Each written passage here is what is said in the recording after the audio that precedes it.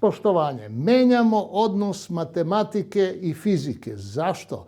Pa zato što nauka o etru, fizika etra, mora da se zasnuje na direktnoj korespondenciji matematičkih pojmova i fizičkih objekata. To je suština. Dakle, danas ćemo govoriti o vremenu i prostoru, odnosno o gravitaciji, a pre toga samo da vas podsjetim na fizičko značenje matematičkih operacija, pre svega 4 osnovne računske radnje.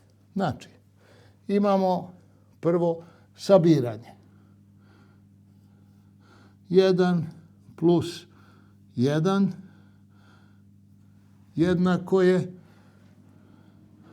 evo, prikazat ćemo to geometrijski, ovo je 1, ovo je 1, ovo je ovde 0. Znači, u pitanju je kontinuitet. 0 daje kontinuitet 2 jedinice ako ih ovako prikažemo grafički kao 2 dužine. Zatim imamo oduzimanje. 1 minus 1 jednako je 0. Dakle, ovo je kontinuitet.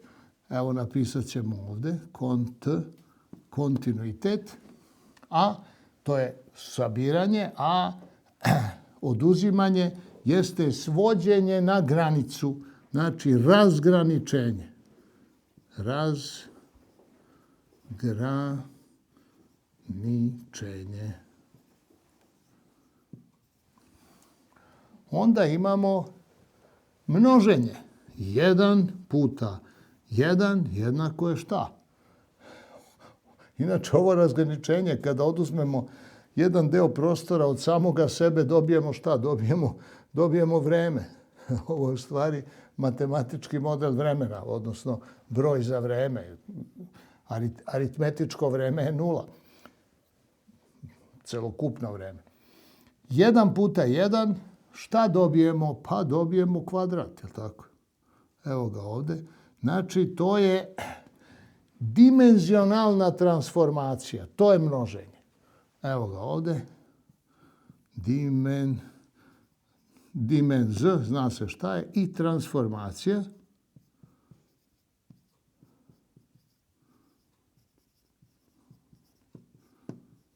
Transformacija, to je računska radnja množenja kojom se dobijaju u stvari geometrijska tela, aritmetički, a isto tako se dobijaju i geometrijski, odnosno to je zakonitost po kojoj se beskonačno vreme naunutra pre svega diferencira u prostor, pa onda se dalje prostor diferencira u masu i energiju.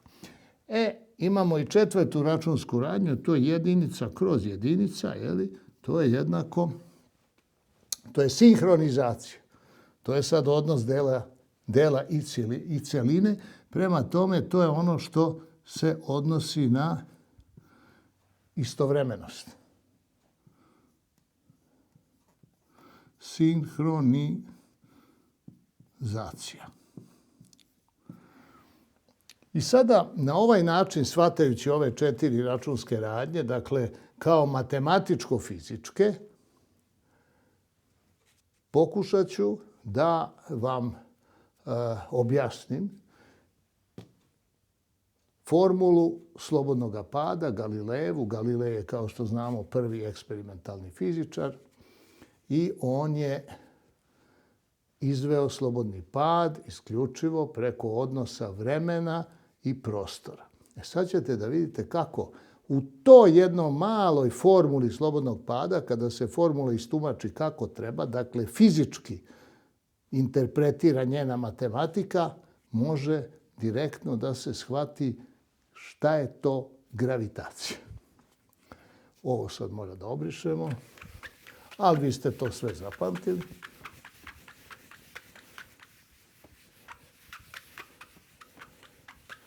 I dakle, šta je formula Galilejeva slobodnog pada?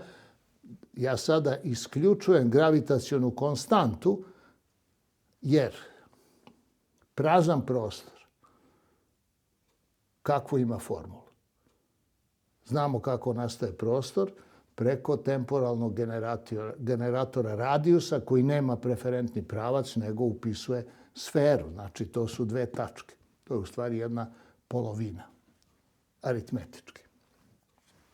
I sad, imamo formulu slobodnog pada, to je t na kvadrat kroz s jednako je 2. Ova 2 je konstanta. Ovo je konstanta, vidite, odnosa u slobodnom padu. Ali mi ćemo sada da pokažemo da ta konstanta u stvari je ono što pokazuje da formula kad se sredi onako kako se inače piše, ovdje piše se t na kvadrat polovina jednako s. Međutim, ako se napiše t na kvadrat jednako 2s, vi ćete vidjeti da tu postoji jedna vrlo čudna jednakost vremena i prostora. I sad šta? Imamo recimo t jednako 1. T na kvadrat je također 1, je li tako? T na kvadrat jednako je 1 i to je jednako čemu? 2s. Pa koliko je, molim vas, ovo s? T na kvadrat sa 2, ako je t1, to je jednako 1 sa 2, jednako je s. Znači, to je jednako šta? Pa 1/2. Znači, tu se pojavljuje radijus. To je u stvari prava konstanta slobodnog pada koja ujedinjuje slobodni pad, o čemu ćemo napraviti poseban klip, ujedinjuje slobodni pad sa Einsteinom to ne ujedinjuje ništa.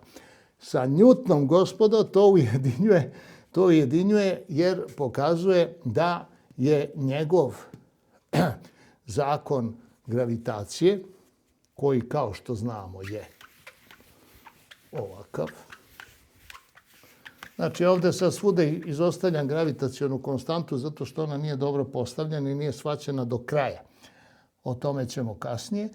Newtonov zakon gravitacije je jednako F, to je takozvana gravitaciona sila, M1 puta M2, znači masa 1 puta druga masa, sa čim? Pa sa R na kvadrat. To je to.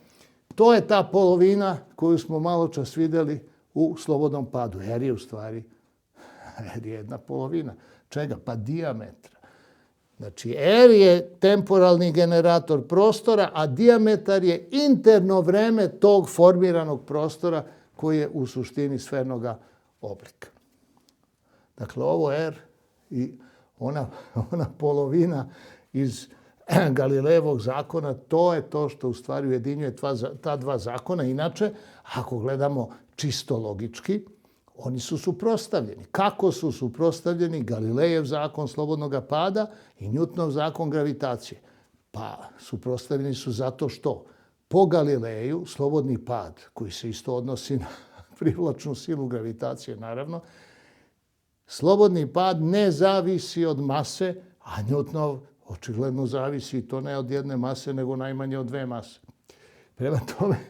Prema tome, oni bi jedan nezavisan od mase, a jedan zavisan od mase, bili suprotstavljeni kada ne bi sadržavali konstantu 2, a to je u stvari ono što, pošto je 2s jednako 1, ako je vreme jednako bilo kojoj vremenskoj jedinici, onda je dvostruki put jednako jedinici, dakle put je jednak 1/2. Ta 1/2 je isto što nalazimo ovdje i u Newtonovom zakonu gravitacije. Ja sam, dakle, izveo to sve, a to ćemo naravno posebno da pokažemo. Međutim, ja sam hteo sad da se vratimo na zakon slobodnog pada. Vrlo interesantan. Dakle, imamo t na kvadrat jednako je 2s. I sad šta? Ako je t jednako 1, t na kvadrat je također jednako 1, možda napišemo i na kvadrat, svejedno je. Znači, to je jednako šta? Pa znači, ovo 2s mora biti jednako jedinici. Znači, to je jednako šta? 2 puta 1/2. Jer to je jednako To je jednako 1. Ok, šta ako je t na kvadrat 2? Pazite ovo.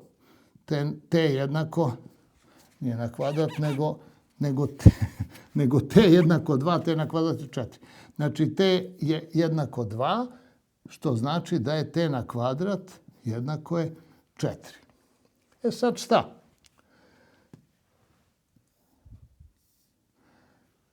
T na kvadrat jednako je 2 plus 2.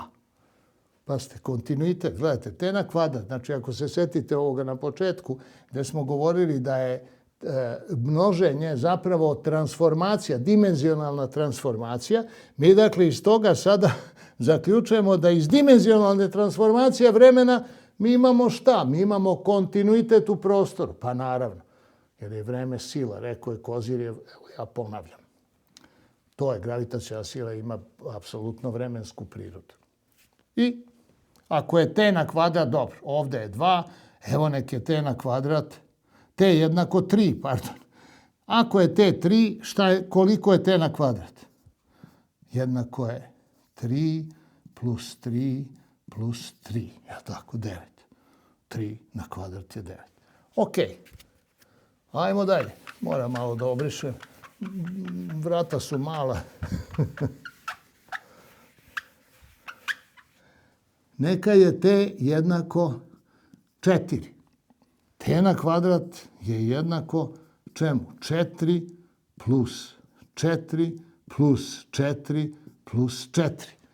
Vidite vi o čemu se tu radi? Pazi, znači gledajte kako u stvari